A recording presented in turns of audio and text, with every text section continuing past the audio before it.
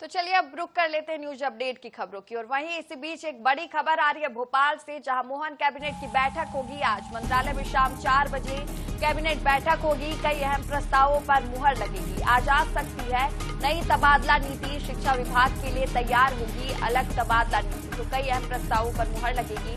आज नई तबादला नीति भी आ सकती है, वहीं शिक्षा विभाग के लिए अलग तबादला नीति भी तैयार हो सकती है। तो भोपाल से ये बड़ी खबर है, जहां मोहन कैबिनेट की बैठक होगी आज। शिक्षा विभाग के लिए अब एक अलग तबादला नीति तैयार होगी। तो मोहन कैबिनेट के बैठक में कई अहम फैसले लिए जाएंगे। मंत्रालय में शाम 4 बजे कैबिनेट की बैठक होगी और कई अहम प्रस्तावों पर मुहर लगेगी। आज नई तबादला नीति भी आ सकती है। इसी के साथ शिक्षा विभाग के लिए अलग तबादला नीति भी तैयार हो सकती है। तो एक अहम बैठक होगी, कई फैसले लिए जाएंगे। मंत्रालय में शाम 4 बजे से कैबिनेट की बैठक होगी। कई अहम प्रस्तावों पर मुहर लगेगी। वहीं आज नई तबादला नीति भी आ सकती है। शिक्षा विभाग के लिए अलग तबादला नीति भी तैयार हो सकती है।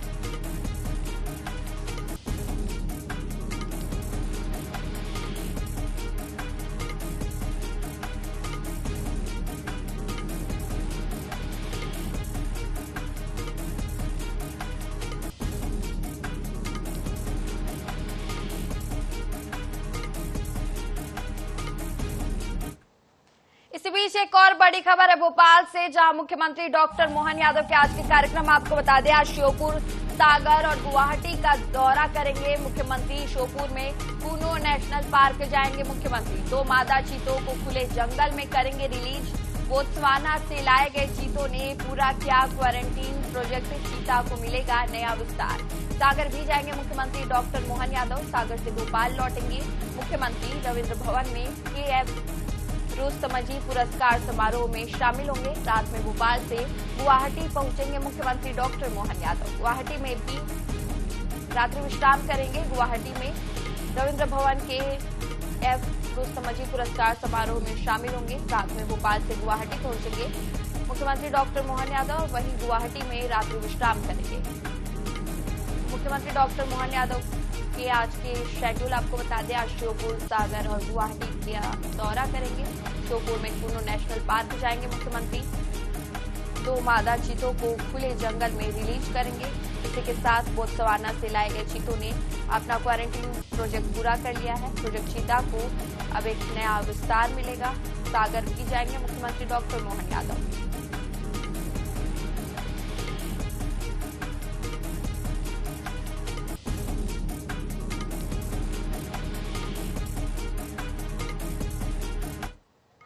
वहीं जबलपुर के बरगी बांध में हुए क्रूज हादसे की अब न्यायिक जांच होगी। मध्य प्रदेश सरकार ने retired high court justice Sanjay Dwivedi की अध्यक्षता में जांच आयोग गठित किया है। सरकार ने इसकी अधिसूचना जारी कर दी है।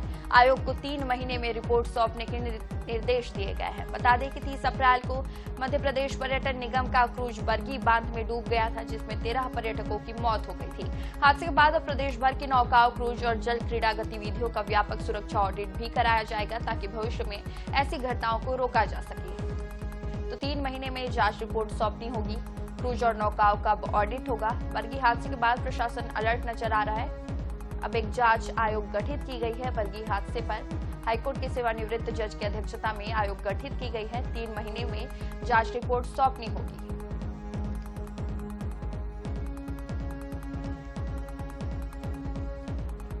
तो देखिए, सेफ्टी गाइडलाइन की विस्तृत जांच होगी। पर्यटन स्थलों पर अब क्विक रिस्पांस टीम बनेगी। नौका संचालन मानकों पर आयोग मंथन होगा। बरगी हादसे के बाद प्रशासन अब अलर्ट नजर आ रहा है। बरगी दुर्घटना पर अब सरकार की सख्ती नजर आएगी।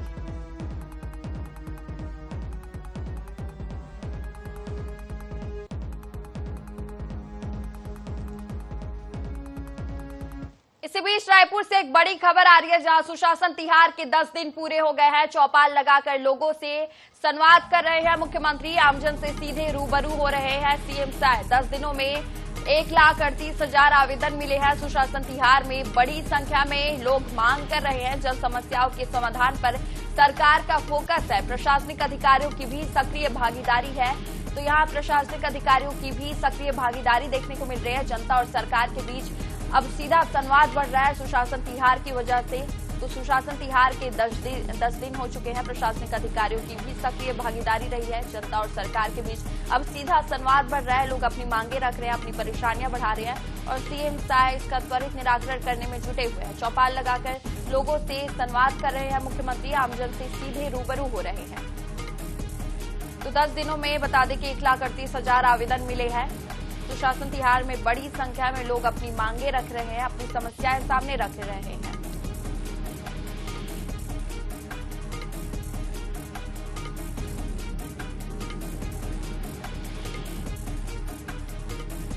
तो देखिए, अब सुशासन तिहार के 10 दिन पूरे हो चुके हैं। लोग अपनी मांगे रख रहे हैं सीएम सहाय के सामने और इसका त्वरित निराकरण भी किया जा रहा है। आमजन से सीधे सीएम सहाय चौपाल लगाकर रूबरू हो रहे हैं। 10 दिनों में 1,38,000 आवेदन मिल चुके हैं। सुशासन तिहार में बड़ी संख्या में लोग अपनी मांगे रख रहे हैं। जन समस्याओं के समाधान पर अब सरकार का फोकस है। प्रशासनिक अधिकारियों की भी सक्रिय भागीदारी देखने को मिल रही है।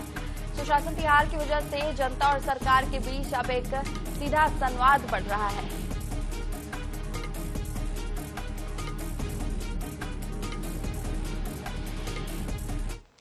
एक और बड़ी खबर है रायपुर से, जहां राखी में बनेगा 100 बिस्तर वाला सिविल अस्पताल। नवा रायपुर के लोगों को मिलेगी सुविधा। 18 करोड़ की लागत से बनेगा अस्पताल। स्वास्थ्य विभाग ने राखी में भूमि का चयन किया है, तो 18 करोड़ की लागत से ये अस्पताल बनेगा। स्वास्थ्य विभाग ने राखी में भूमि का चयन किया है। राखी में बनेगा 100 बिस्तर वाला सिविल अस्पताल। तो नवा रायपुर के लोगों को अब ये सुविधा मिलेगी। 18 करोड़ की लागत से अस्पताल बनेगा। स्वास्थ्य विभाग ने राखी में भूमि का चयन किया है, तो एक बड़ी सौगात मिलेगी रायपुर वासियों को। नवा रायपुर के लोगों को सुविधा मिलेगी। अस्पताल स्वास्थ्य विभाग ने राखी में भूमि का चयन किया। 18 करोड़ की लागत से अब अस्पताल बनेगा। 100 बिस्तर वाला सिविल अस्पताल बनाया जाएगा। नवा रायपुर के लोगों को एक बड़ी सुविधा मिलेगी। राखी में भूमि का चयन किया जाएगा।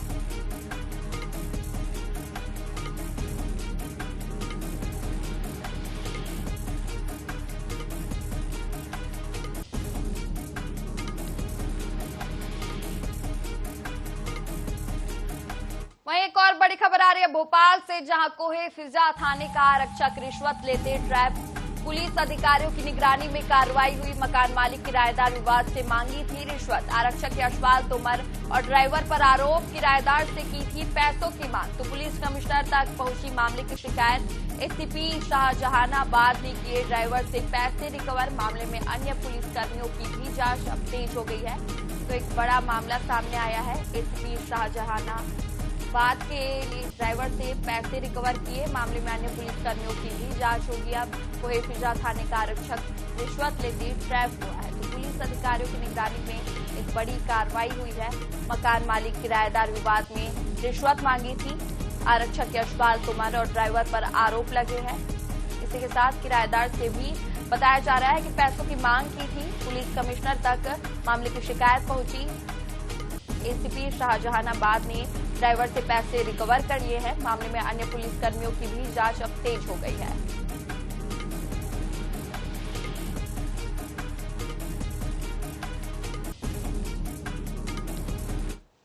एक और बड़ी खबर आ रही है मंदसौर से, जहां किराना दुकान में भीषण आग। आग की चपेट में आई कई अन्य दुकानें। लाखों का सामान जलकर खाक। आग लगने का कारण अज्ञात। फायर ब्रिगेड ने आग पर पाया काबू। सीतामऊ बस स्टैंड स्थित कॉम्प्लेक्स में मौजूद है दुकानें।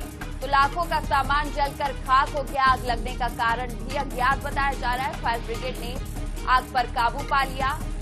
मंदसौर से ये वारदात सामने आई है, जहां किराना दुकान में भीषण आग लग गई। आग की चपेट में कई अन्य दुकानें भी आ गई। सीतामऊ बस स्टैंड स्थित कॉम्प्लेक्स में दुकानें मौजूद है, जहां कई अन्य दुकानें भी आग की चपेट में आ गई। फिलहाल आग लगने का कारण तो अज्ञात बताया जा रहा है। अब देखना होगा कि मामले में क्या कुछ खुलासे होते हैं, किस वजह से आग लगी। वहीं रायपुर में क्रिकेट का खुमार छाया हुआ है। शहीद वीर नारायण सिंह स्टेडियम में आज आरसीबी और एमआई के बीच मुकाबला होगा। वहीं 13 मई को आरसीबी और केकेआर के बीच मैच खेला जाएगा। 13 तारीख वाले मैच के लिए केकेआर की टीम रायपुर पहुंच चुकी है। केकेआर की सुरक्षा के लिए एयरपोर्ट पर बड़ी संख्या में पुलिस बल को तैनात किया गया। वहीं एयरपोर्ट पर फैंस ने केकेआर का जोरदार स्वागत भी किया। तो देखिए, रायपुर पहुंच चुकी है अब केकेआर की टीम। एयरपोर्ट पर फैंस ने उनका जोरदार स्वागत किया।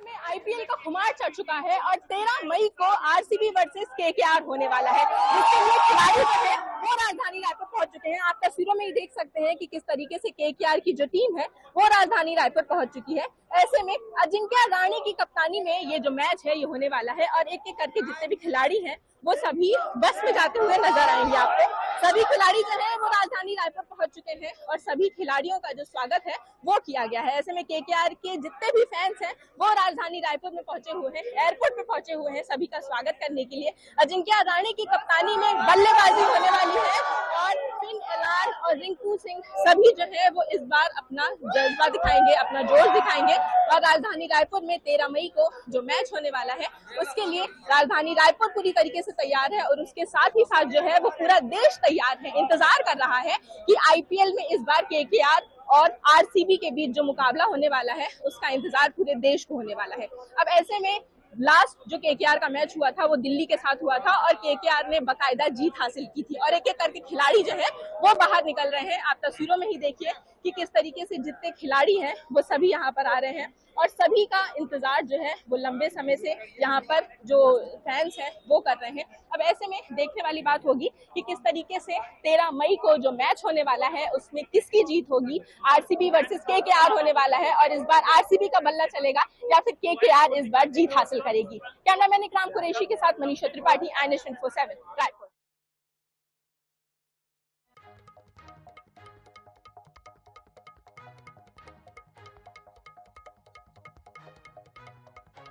आया हुआ है 13 मई को केकेआर से आरसीबी भिड़ेगी।